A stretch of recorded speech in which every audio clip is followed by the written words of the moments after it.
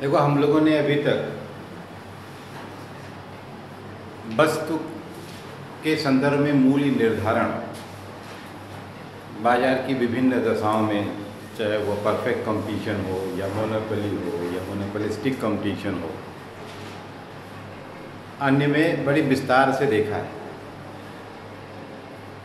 जिस प्रकार से हम वस्तु बाजार में वस्तुओं के मूल्य की व्याख्या करते हैं, उसी तरह से यदि हमें सामान्य साम्य विश्लेषण की व्याख्या करना है और पूरी अर्थव्यवस्था की एक साथ व्याख्या करना है, तो हमें वस्तु बाजार के साथ साथ साधन बाजार की भी व्याख्या करनी है उसी तरह से। और साधन बाजार में साधन के मूल्य का निर्धारण विभिन्न बाजार की दशाओं में कैसे होगा, उसकी विस्तार से व्याख्या करने की ज़रूरत है। साधन बाजार में जब हम मूल्य निर्धारण की बात करते हैं तो उसके लिए बहुत सारे इंस्ट्रूमेंट की ज़रूरत, जैसे आपने देखा था कि जब हम वस्तु बाजार में प्राइस डिटर्मिनेशन की बात करते हैं तो उसके लिए हमको बहुत सारे टूल्स की ज़रूरत थी, AR, MR, MC, AC ना, जिनकी सहायता से हम मूल्य का निर्धारण करते हैं। उसी तरह से हमको साधन बाजार में अगर मूल्य का निर्धारण करना है तो विभिन्न बाजार की दशाओं में हमें किन यंत्रों की ज़रूरत पड़ेगी, उनका विस्तार से केवल अध्ययन नहीं बल्कि उनकी एक गहन समझ भी ज़रूरी है। क्योंकि जब तक हम उन मूल अवधारणाओं को अच्छे से नहीं समझ लेते हैं तब तक हम उसकी व्याख्या समझने में समर्थ नहीं होंगे। तो हम लोग साधन के मूल्य निर्धारण के संदर्भ में कुछ भी पढ़ने के पहले हम उन सामान्य फ्रेमवर्क का अध्ययन करेंगे जिसमें हम मूल्य निर्धारण की व्याख्या करते हैं। तो सारी चीज़ें बहुत सिस्टमेटिक लिखी हुई हैं, हम आपको समझा देते हैं, ठीक है। देखिए, इसे हम थियरी ऑफ डिस्ट्रीब्यूशन के नाम से जानते हैं, वितरण का सिद्धांत। वितरण के सिद्धांत में हमने सामान्य तौर पर मार्जिनल प्रोडक्टिविटी थियरी, वितरण के सीमांत उत्पादकता सिद्धांत के बारे में आम तौर पर हम सब लोग जानते हैं और वो चर्चा में भी रहता है। लेकिन वितरण का सीमांत उत्पादकता सिद्धांत जो है वो केवल मांग पक्ष पर फोकस करता है, जबकि आप अच्छे से जानते हैं कि अगर हमको किसी भी वस्तु के मूल्य का निर्धारण करना है तो मांग के साथ साथ पूर्ति पक्ष पर भी समान रूप से फोकस किए जाने की आवश्यकता है। क्योंकि आज आप जानते हैं कि जो modern theory of price determination है वो ये मानती है कि वस्तु का मूल्य मांग और पूर्ति पर निर्भर करता है, अर्थात अकेले मांग या अकेले पूर्ति का कोई मतलब नहीं है। या मांग और पूर्ति, जैसा मार्शल ने कहा कि कैंची की दोनों फलकें हैं, जिस तरह आप एक फलक से कोई सामान नहीं काट सकते, उसी तरह से केवल मांग या केवल पूर्ति से वस्तु के मूल्य का निर्धारण संभव नहीं होता है।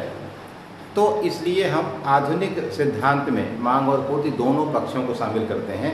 तो हम उसको किस टूल के माध्यम से व्यक्त करेंगे, पूर्ति को किस टूल के माध्यम से व्यक्त करेंगे और मांग को किस टूल के माध्यम से व्यक्त करेंगे, और कहाँ मांग और पूर्ति बराबर होगी तो मूल्य का निर्धारण होगा, बाजार की किन दशाओं में वह रेखाएं कैसी होंगी, इन सब की व्याख्या हम पहले कर लेंगे, फिर हम मूल्य के निर्धारण की व्याख्या करेंगे। तो हम डिस्ट्रीब्यूशन को दो भागों में बांटते हैं। एक को हम पर्सनल डिस्ट्रीब्यूशन कहा जाता है और दूसरे को फंक्शनल डिस्ट्रीब्यूशन कहा जाता है। व्यक्तिगत वितरण और क्रियात्मक वितरण इसको आप कहते हैं। तो पर्सनल का मतलब share of individual in national income, तो राष्ट्रीय आय में किसी साधन का क्या हिस्सा है उसे हम पर्सनल डिस्ट्रीब्यूशन के अंतर्गत पढ़ते हैं।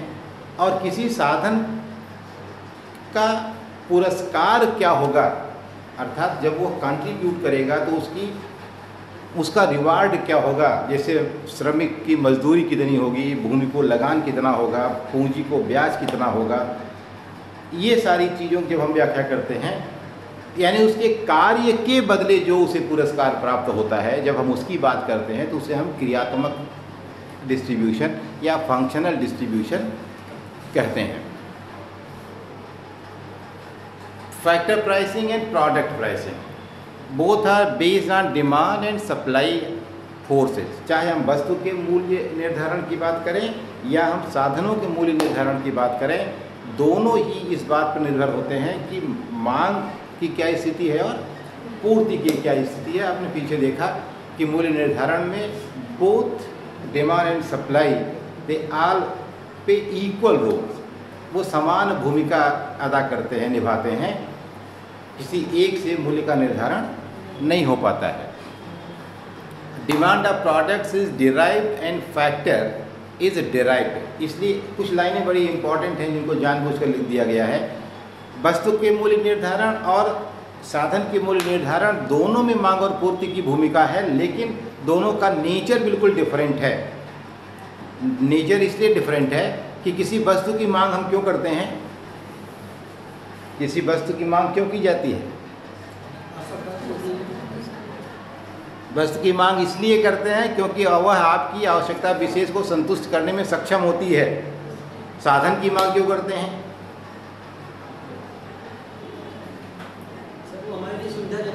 साधन भी आपकी आवश्यकता विशेष को संतुष्ट करने में सक्षम होता है। फिर दोनों में क्या डिफरेंस है? तो दोनों एक ही बात तो हुई। दोनों में अंतर यह है कि जब आप वस्तु की मांग करते हैं सीधे खा जाते हैं लेकर के, लेकिन साधन को सीधे नहीं खा जाते हैं। श्रमिक को काम पर लगाते हैं तो क्या श्रमिक को चबाते हैं क्या? हाँ, तब क्या करते हैं हम? इसका मतलब कि जो साधन की डिमांड करते हैं वह साधन हमारी डायरेक्ट आवश्यकता की पूर्ति नहीं करता है, वह डिराइव्ड आवश्यकता की पूर्ति करता है। व्युत्पन्न यानी वह जो उत्पन्न करता है उसकी सेवा से हमें सुख प्राप्त होता है, उससे हमें कोई सुख प्राप्त नहीं होता है। तो वस्तु की मांग डायरेक्ट होती है, जस्ट टू कंज्यूम डायरेक्टली, लेकिन साधन की मांग हम उससे उत्पन्न वस्तुओं और सेवाओं का उपभोग करते हैं, यानी उसकी मांग व्युत्पन्न होती है, किसी कारण से होती है, सीधे उसका उपभोग हम नहीं करते हैं। इसलिए दोनों के स्वभाव में जमीन आसमान का अंतर है। इसे दोनों के निर्धारण में भी प्रक्रिया का अंतर होना स्वाभाविक है। Supply of product depends on it's money cost. अब एक क्या है कि जो वस्तु जिसकी सप्लाई हो रही है वो सिर्फ उसकी मौद्रिक लागत पर निर्भर करेगी। लागत कम है तो सप्लाई ज़्यादा होगी, लागत ज़्यादा है तो सप्लाई कम होगी। सीधी सी बात है, क्योंकि ज़्यादा तब आप बेचने में सक्षम नहीं होंगे। लेकिन जहाँ तक साधन की बात है, वहाँ साधन की पूर्ति उसकी केवल लागत पर नहीं बल्कि उसकी अपॉर्चुनिटी कास्ट पर निर्भर करती है। अपॉर्चुनिटी कास्ट का मतलब क्या होता है? त्यागे गए विकल्प की कीमत, या जिसको आप ट्रांसफ़र कास्ट कहते हैं। तो आप किसी श्रमिक को कहते हैं चलो हमारे यहाँ काम करो, तो आपसे कितना लेगा ये बिल्कुल इस बात पर निर्भर करता है कि उसे और जगह कितना मिल जा रहा है। अगर वो दूसरे जगह 150 रुपया पा रहा है तो ये तो पक्का है ना कि आपके यहाँ 150 से कम में तो कतई नहीं आएगा किसी कीमत पर। तो इसका मतलब उसकी सप्लाई किस पर निर्भर कर रही है? अपॉर्चुनिटी कॉस्ट पर निर्भर कर रही है कि वो कितना पा रहा है कहीं, तो तभी वहाँ से छोड़ के उसको 155 आप देंगे, सीधी सी बात। तो इसका मतलब वस्तु की सप्लाई उसकी मौद्रिक लागत पर निर्भर करती है, लेकिन साधन की पूर्ति उसके अवसर लागत पर या उस ट्रांसफ़र अर्निंग पर डिपेंड करती है। तो दोनों के स्वभाव में डिफरेंस है। इसके अलावा एक और भी बड़ा फैक्टर है, केवल इस बात पर निर्भर नहीं करता है कि उसको कितना मिल रहा है और कितने में वो जाएगा। जो सोशल और ह्यूमन फैक्टर्स हैं ये भी बड़े इंपॉर्टेंट हैं। जैसे एक आपको उदाहरण बताएं, मान लीजिए मेरे पास एक ड्राइवर है, वो 15,000 रुपया पाता है। आपने उससे कहा कि सर के यहाँ कितना पैसा पाते हो? उसने कहा 15,000। तो आपने कहा चलो तुमको 16,000 देंगे, मेरे साथ चलो, जाएगा? जवाब दो। जाएगा तो क्यों और नहीं जाएगा तो क्यों? उसको पैसा बढ़ के मिल रहा है तो जाएगा, और अगर आपके यहाँ जैसे 15,000 मिल रहा है तो क्या उसको अच्छा लाभ मिलता होगा तो नहीं जाएगा। अब देखो, जो इसका दूसरा फैक्टर है ह्यूमन और सोशल फैक्टर है। जैसे वो मेरे यहाँ 15,000 रुपया पाता है, लेकिन मेरे यहाँ 15,000 पाने के साथ साथ वो मेरे साथ खूब बढ़िया खाता पीता है, बड़े अच्छे से घर की तरह सम्मान से रहता है। जब उसको ज़रूरत पड़ती है छुट्टी ले लेता है, हम उसको डांटते नहीं हैं, उसे शिकायत नहीं करते हैं। बीमार होता है उसका इलाज करवाते हैं, उसको ज़रूरत पड़ने पर उसकी मदद करते हैं। और आप उसको सिर्फ 16,000 देने की बात कर रहे हैं, तब अब वो इवन 1,000 ज़्यादा पा रहा है फिर भी आपके साथ नहीं जाएगा। इसके अलावा उसको ये पता है कि जिसका जो हमको ले जा रहा है ये, इसके बारे में तो पूरे समाज में प्रचलित है कि ये बहुत गंदा आदमी है ना। तो इसका मतलब है कि जब आप साधन काम पर लगाते हैं तो केवल लागत इम्पॉर्टेंट नहीं है, या केवल उसकी मजदूरी या उसका भुगतान महत्वपूर्ण नहीं है। बहुत सारे फैक्टर ऐसे होते हैं जो मिलकर ये तय करते हैं कि सप्लाई ज़्यादा होगी या कम होगी, ठीक है। और दूसरे, इतना इसमें ह्यूमन वैल्यू इन्वॉल्व है इस काम करने में कि इसको आप साधारण ढंग से इकोनॉमिक्स में डिफाइन कर ही नहीं सकते हैं। जैसे अब आपको बताएं कि इस लेबर में, जैसे मेरा एक पेंटर है, तो पिछले 30 साल से वो लगातार मेरे घर में पेंटिंग काम वही करता है, और स्थिति ऐसी भी होती है कि हम उसको काम, एक आध बार ऐसा भी हुआ कि हम उसको पेंटिंग का काम लगा करके और हम 20 दिन नेपाल चले गए घूमने, सब लोग ताला चाबी दे करके पूरे घर की, कि जब लौटेंगे तो पेंटिंग वेंटिंग करके इसको धो पोंछ करके सब ठीक रखे रहना। तो हम पूरे 20 दिन नहीं रहे घर में, और पूरे घर की पेंटिंग उसने की, ताला चाबी उसके पास, और जब लौटे तो मेरा पूरा घर एकदम फर्स्ट क्लास। अब वो निश्चित रूप से केवल मजदूरी के लिए ऐसा नहीं है, न मेरा ही विश्वास उस पर है केवल मजदूर अच्छा होने के नाते, उसका मेरे प्रति कोई और लॉयल्टी है, और मेरी उसके प्रति विश्वास होने के कोई दूसरे बहुत सारे कारण होंगे ना। कोई किसी को सौंपेगा क्या अपना घर कि तुम इसे करो और हम लौट के आएंगे साफ रखना, हमारा नहीं करेगा ना। लेकिन वो जब आ जाता है तो मुझे अपने से ज़्यादा सुरक्षित लगने लगता है घर, कि अब कोई दिक्कत नहीं है। कहने का मतलब यह है कि साधन कभी भी सीधे उसका संबंध कीमत से नहीं होता है, उसका सोशल और ह्यूमन फैक्टर बहुत इंपॉर्टेंट होता है। बहुत सारे लोगों के मालिक से उनके इतने अच्छे संबंध हो जाते हैं कि उनका उनसे कोई बिजनेस का टर्म रहता ही नहीं है, बिल्कुल रिलेशन कैसे हो जाते हैं, एकदम फेमिलियर हो जाते हैं। तो इसलिए कह रहा है कि सोशल और ह्यूमन जो फैक्टर्स हैं वो सप्लाई को डिटरमिन करते हैं, ठीक है। पेंटर वैसे और चाहे जगह दूसरे जगह भले वो 10 बजे से 4 बजे तक काम करता हो, लेकिन मेरे यहाँ वो कितने बजे आता है और रात को कितने बजे आता है इसका कोई हिसाब किताब नहीं है। तो इस यहाँ तो वो नहीं जोड़ता है पैसा, या वो बताता नहीं कि साहब हमारा 6 घंटे 8 घंटे का काम है तो हम इतना करेंगे, ठीक है। तो कहीं ना कहीं इसका मतलब कि रिलेशंस ज़्यादा इम्पॉर्टेंट हैं, हम उसकी कितनी केयर करते हैं और वो हमारी कितनी केयर करता है, ये ज़्यादा इम्पॉर्टेंट है। इम्पॉर्टेंट ये नहीं है कि हम उसको कितना पैसा देते हैं या वो कितना काम करता है कि नहीं। इसके अलावा देखो कुछ बेसिक कॉन्सेप्ट हैं जिनकी सहायता से हम मूल्य निर्धारण की व्याख्या करेंगे। उसमें कॉन्सेप्ट ऑफ प्रोडक्टिविटी है, उत्पादकता। उत्पादकता का मतलब पर यूनिट जो उत्पादन की क्षमता होती है उसको हम उत्पादकता कहते हैं। जैसे एक इकाई श्रम की एक इकाई कितना उत्पन्न करेगी ये उसकी प्रोडक्टिविटी है, ठीक। जैसे तुमने मान लो 1 घंटे में अगर 1 कुर्सी बनाई तुम्हारी उत्पादकता 1 कुर्सी, दूसरे ने अगर 1 घंटे में 2 कुर्सी बनाई उसकी उत्पादकता 2 कुर्सी। तो ये जो उत्पादकता है इसको हम भौतिक और आगम के रूप में दोनों में डिफाइन कर सकते हैं, फिजिकल और रेवेन्यू। फिजिकल टर्म में इसको हम एवरेज फिजिकल प्रोडक्टिविटी कहते हैं। इसको निकालने के लिए कुल भौतिक उत्पादकता में जितना साधनों की इकाइयाँ हैं उनसे भाग दे देते हैं, TPP/N। सीमांत भौतिक उत्पादकता, कुल उत्पादकता में जितना ऐड होता है, एक आपने अतिरिक्त साधन काम पर लगाया, मान लीजिए 10 इकाई काम कर रही थी तो 100 इकाई का उत्पादन हो रहा था, आपने 11वीं इकाई काम पर लगा दी तो उत्पादन बढ़ के 110 हो गया। तो जो एडिशनल प्रोडक्शन है 10 यूनिट का, that will be called marginal physical product, वह सीमांत भौतिक उत्पादकता होगी, ठीक है। और इसको निकालने के लिए क्या करते हैं, वही जैसे पीछे आपने देखा था, टोटल प्रोडक्टिविटी N की और माइनस टोटल प्रोडक्टिविटी N-1 की, या total productivity N+1 minus total productivity of N, यानी 10 का कुल उत्पादन माइनस 9 का कुल उत्पादन करिए, या 11 का कुल उत्पादन माइनस 10 का कुल उत्पादन करिए, जो आपका मन करे। सिर्फ 1 का डिफरेंस आपको निकाल लेना है। इसके अलावा VMPP होता है, value of marginal physical product. Marginal physical productivity में average revenue MPP into AR क्या करते हैं, marginal physical product into AR कर देंगे तो वैल्यू ऑफ मार्जिनल प्रोडक्ट क्या हो जाएगा, वैल्यू ऑफ मार्जिनल प्रोडक्ट, ठीक है। अब इसको रेवेन्यू प्रोडक्टिविटी क्या है?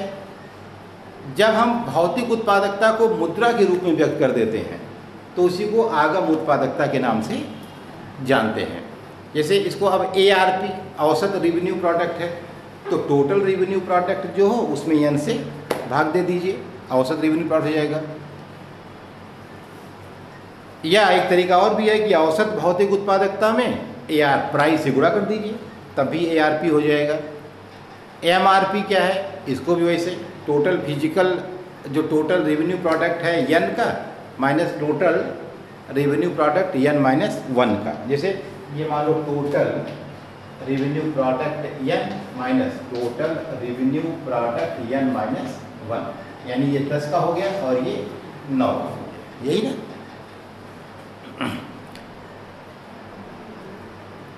इसके अलावा देखो ये सारे कॉन्सेप्ट जो भी हैं जिसमें total physical product, marginal physical product, average physical product, price, total revenue product, marginal revenue product, average revenue product और वैल्यू ऑफ मार्जिनल प्रोडक्ट, ये बिल्कुल आपको रटे होने चाहिए। इन्हें किसे कहते हैं और कैसे ज्ञात किए जाते हैं। एक यहाँ टेबल हमने जानबूझ करके किताब वाला ही पेस्ट कर दिया है, तो उस टेबल में ये सारे वैल्यूज़ कैसे ज्ञात किए जाते हैं एक एक लाइन में सब लिखे हुए हैं। आपको समझा देते हैं और आप इसको एक बार, दो बार, तीन बार ध्यान से देख लीजिए, क्योंकि अगर आप इसको नहीं समझ पाएंगे तो फिर अब इसके बाद आगे जब हम बताना शुरू करेंगे तब आपकी समझ में एकदम नहीं आएगा, तब आपको सब ऊपर से उड़ जाया करेगा। ठीक है, तो इसमें देखो n है, जो साधन इस्तेमाल किए जा रहे हैं उनकी इकाइयाँ हैं। पहले कॉलम में कुल भौतिक उत्पादकता है, ठीक है, क्या है? कुल भौतिक उत्पादक। तो जब पहली इकाई हम आपको बोल के ऐसा समझाएंगे कि आपकी समझ में आ जाएगा, टेबल है आप बाद में देखेंगे आपको याद आ जाएगा। जब हम पहली इकाई काम पर लगाते हैं तो इकाई 10 का उत्पादन प्राप्त होता है। कितना मिलता है? ये पहली इकाई हमने लगाया तो 10 का उत्पादन प्राप्त होता है। तो यानी ये एक इकाई का कुल उत्पादन कितना हुआ? 10। इसे कहेंगे टोटल भौतिक उत्पादन। अब आपने 2 जब काम पर लगा दिया तो ये बढ़ करके कुल कितना हो गया? 25 हो गया। 2 का कितना हो गया? 25 और 3 का कितना हो गया? मान लो 37। कितना लिख देते हैं, बाकी का फिर समझ में आ जाएगा। तो ये कुल उत्पादन कैसे है? जितना साधन लगा रहे हैं उससे जितना उत्पादन मिला वो क्या हो गया? कुल उत्पादन हो गया। यहाँ तक कोई दिमाग लगाने की जरूरत नहीं है। अब देखो सीमांत भौतिक उत्पादन क्या होगा? पहले से 10 है, इसका मतलब शून्य था तो कितना था? शून्य था, तो 1 हो गया तो 10 हो गया। ठीक, अब 2 हुआ तो दूसरा जुड़ने से उत्पादन कितना बढ़ा? 15। पहले इकाई से 10 का उत्पादन था और जब 2 हो गया तो 25 हो गया। इसका मतलब एडिशनल जो ऐड हुआ टोटल प्रोडक्शन में कितना ऐड हुआ? 15। तो जो सीमांत उत्पादन है अगली इकाई से amount produce by using an additional unit, तो एडिशनल यूनिट 1 से 2 हुआ तो उत्पादन कितना बढ़ा? 15। तो इसे क्या हो गया? ये सीमांत भौतिक उत्पादन। अब औसत भौतिक उत्पादन क्या होगा? औसत में टोटल में n से भाग दे देते हैं, यही ना। तो 10 में 1 से भाग देंगे तो ये हो जाएगा, और 25 में 2 से भाग देंगे तो ये क्या हो जाएगा? तो औसत जो भौतिक उत्पादकता है वो कैसे निकलेगी? इसी तरह से पूरी टेबल नीचे तक क्या करेंगे? निकाल ले जाएंगे। और ये दिया हुआ है कीमत 5, प्राइस कितनी है? 5 है, दी हुई है। यानी ये पूर्ण प्रतियोगिता वाला बाजार है जहां मूल्य की सभी इकाइयों का क्या होता है? एक ही होता है, इसीलिए 5 5 5 5 लिखा हुआ है, ध्यान दीजिए। ठीक है, अब ये इसलिए लिख दिया गया क्योंकि भौतिक को हमको रेवेन्यू में कन्वर्ट करना है। अभी तक ये भौतिक मात्राएं लिख रहे थे ना, अब इससे हमको प्राप्त होने वाला पैसा लिखना है। ठीक है, तो हम कैसे करेंगे? अब देखिए, अब कितने बेच रहे हैं? 5-5 रुपये सबका दाम है। तो अब TRP टोटल रेवेन्यू प्रोडक्ट निकालना है। तो टोटल रेवेन्यू प्रोडक्ट कैसे निकलेगा? इसका मतलब कि जो टोटल फिजिकल प्रोडक्ट है TPP, उसमें हम प्राइस का गुणा कर देंगे। क्या करेंगे? तो TRP क्या हो जाएगा, यहाँ मान लीजिए निकालना है अगर TRP, तो टोटल फिजिकल प्रोडक्ट कितना है 10 और कीमत कितनी है 5, तो TRP क्या हो जाएगी 10 गुणे बराबर 50। इसी तरह पूरा गुणा कर डालिए सब में नीचे तक, तो आप TRP पा जाएंगे। अब जब TRP पा गए तो MRP क्या होगी, तो MRP भी क्या करिए MPP में प्राइस से गुणा कर दीजिए। जो मार्जिनल फिजिकल प्रोडक्ट है ये, इसमें किसे गुणा कर दीजिए प्राइस का, तो 10 गुणे 5 50, 15 गुणे 5 75, ऐसे लिखते चले जाइए। ठीक है, तो 50 75 60 भाग देते जाएंगे, नीचे मिलता आपको चला जाएगा। ARP कैसे निकालेंगे, औसत रिवेन्यू प्रोडक्ट, ये क्या होगा APP में P का गुणा कर दीजिए।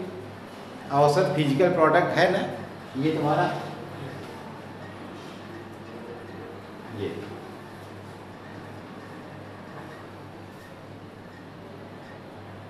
ये टोटल था, ये औसत हम लोग यहाँ निकाल रहे थे ना इस वाले में, तो इस औसत में 5 का गुणा कर दो तो क्या हो जाएगा, तो औसत फिजिकल प्रोडक्ट में प्राइस का गुणा कर दोगे तो औसत रिवेन्यू प्रोडक्ट हो जाएगा।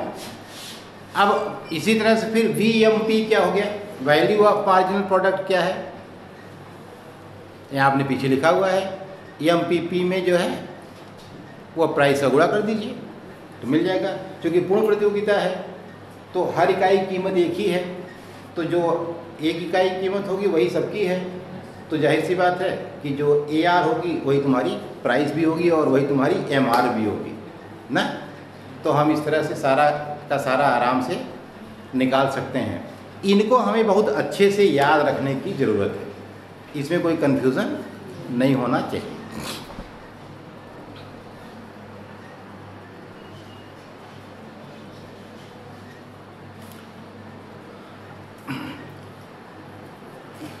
इसको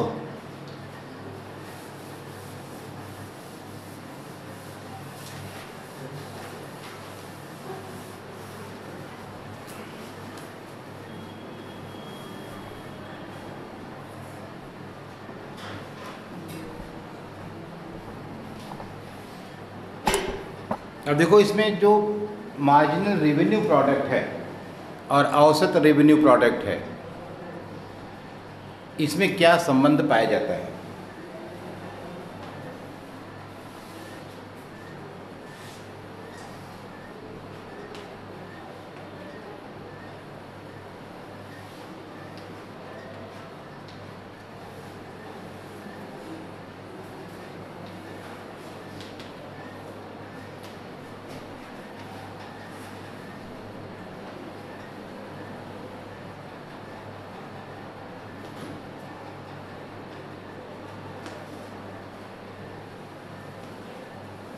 इधर आगम उत्पादकता ऊपर लिख दीजिए और नीचे यूनिट जिन आप साधनों की इस्तेमाल करते हैं।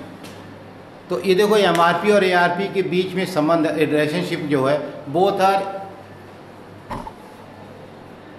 इन्वर्टेड U शेप्ड, दोनों U को उलट दो, U कैसा होता है, ऐसा होता है, इसको उलट दो कैसा हो जाएगा, ऐसा हो जाएगा। दोनों ही ऐसे होते हैं, लेकिन शर्त यह है कि MRP जो है ये पहले AR से ऊपर होती है और ARP के जो अधिकतम बिंदु होता है इसको काट करके नीचे आ जाती है, और जब गिरने लगती है तब ARP ज़्यादा हो जाती है, MRP कम हो जाती है। ठीक है, तो ये इनके बीच का रिलेशनशिप है और यही आपको सेप याद रखना है, क्योंकि हर जगह हम क्या यूज़ करेंगे, यही सेप यूज़ करेंगे ARP और MRP के बीच का। ठीक है, अब ये देखो हमारी एवरेज रेवेन्यू प्रोडक्ट और मार्जिनल रेवेन्यू प्रोडक्ट, या यूँ कह लो कि ये जो तुम्हारी MRP है ये बिल्कुल वही है जो तुम्हारी डिमांड को शो करती है, अर्थात मांग पक्ष की व्याख्या हम किससे करते हैं, MRP और ARP से करें। ठीक है, अब हमको मूल्य के निर्धारण के लिए मांग के साथ साथ पूर्ति पक्ष की भी जरूरत पड़ेगी। ठीक है। तो पूर्ति पक्ष की व्याख्या करने के लिए हम लागत रेखाओं का प्रयोग करते हैं। Concept of factor cost. Total factor cost is the expenditure incurred by a firm in hiring factors. कुल लागत क्या होती है? किसी भी फर्म के द्वारा विभिन्न संसाधनों को प्राप्त करने के लिए जो कुल व्यय किया जाता है उसे हम क्या कहते हैं? कुल लागत कहते हैं, ठीक है। तो टोटल फैक्टर कास्ट हो गया। इसके बाद औसत फैक्टर कास्ट क्या होती है? कुल साधन लागत में उपयोग की गई इकाइयों से क्या करिए? भाग दे दीजिए। तो TFC upon units of factor employed. MFC जो मार्जिनल फैक्टर कास्ट है, तो वही एक अतिरिक्त इकाई को साधन को काम पर लगाने से जो लागत बढ़ती है उसे क्या कहेंगे? सीमांत साधन की लागत हुई, मार्जिनल फैक्टर कास्ट हुआ। या वैसे भी निकाल सकते हो total factor cost n minus total factor cost n minus 1 से भी निकल सकती है। कास्ट की अवधारणा और उसके बीच का संबंध, ये देखो ये भी टेबल ही है, ये भी तुमको समझा देते हैं तब बनाओ।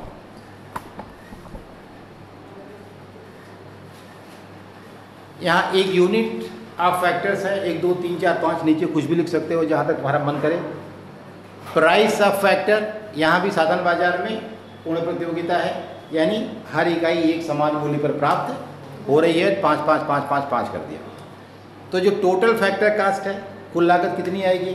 फर्म ने पहली इकाई खरीदी 5 रुपये में, दूसरी खरीदी 5 रुपये में, तीसरी खरीदी 5 रुपये में, तो जो कुल लागत होगी उसको क्या होगी?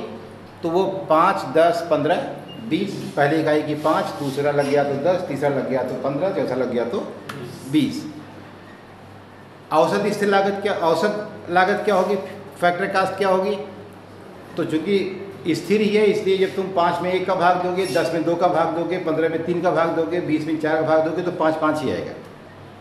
तो अगर पूर्ण प्रतियोगिता साधन बाजार में है तो जो औसत और मार्जिनल फैक्टर कास्ट होगी वह दोनों सब आपस में कैसी होगी? बराबर होगी। इसका मतलब कि जो पूर्ति रेखा होगी,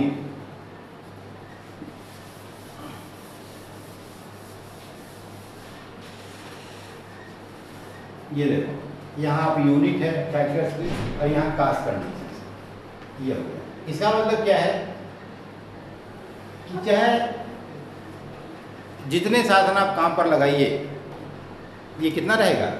5 ही रहेगा, इसमें कोई परिवर्तन नहीं होगा। तो मार्जिनल फैक्टर कास्ट और एवरेज फैक्टर कास्ट ये कैसा होगा? ये बिल्कुल एक्स अक्ष के समानांतर एक सीधी रेखा होगी। लेकिन अगर मान लो पूर्ण प्रतियोगिता नहीं है, तब अगर फर्म ज़्यादा साधन काम पर लगाना चाहता है, तो इसका मतलब कि अब उसे ज़्यादा कोई भी जब पाना चाहेंगे तो आपको मूल्य क्या करना पड़ेगा? अधिक देना पड़ेगा। इसका मतलब अगर वह ज़्यादा काम पर लगाना चाहता है तो firm will have to pay more and more price just to procure more and more units of factor of production. अधिक से अधिक साधनों को खरीदने के लिए उसे अधिक मूल्य देना पड़ेगा। अब उसको इसका मतलब क्या है कि अब ज़्यादा काम पर लगाना चाहता है तो ऐसे नहीं स्थिर नहीं रहेगा, बल्कि वो ऐसे होगा। क्या होगा? ऐसे। ये होगा मार्जिनल फैक्टर कास्ट, ठीक है। और ये ऊपर रहेगी और एवरेज फैक्टर कास्ट कैसी हो जाएगी? ये। इसका मतलब अगर पूर्ण प्रतियोगिता नहीं है, इसका मतलब इम्परफेक्ट कंपटीशन है। कुछ भी हो सकता है, चाहे जो बाजार हो, इससे मतलब नहीं है, लेकिन इसका मतलब पूर्ण तो नहीं है। पूर्ण नहीं है तो जो कास्ट कर्व होगी कैसी होगी? MFC ऐसी होगी, AFC ऐसी होगी। पूर्ण प्रतियोगिता है तो ऐसी होगी। अब हमको लागत रेखा मिल गई और मांग रेखा हमने पीछे बनाया ही था, वो कैसी थी? ये। अब इसकी सहायता से हम मूल्य निर्धारण की व्याख्या कर सकते हैं, ठीक है।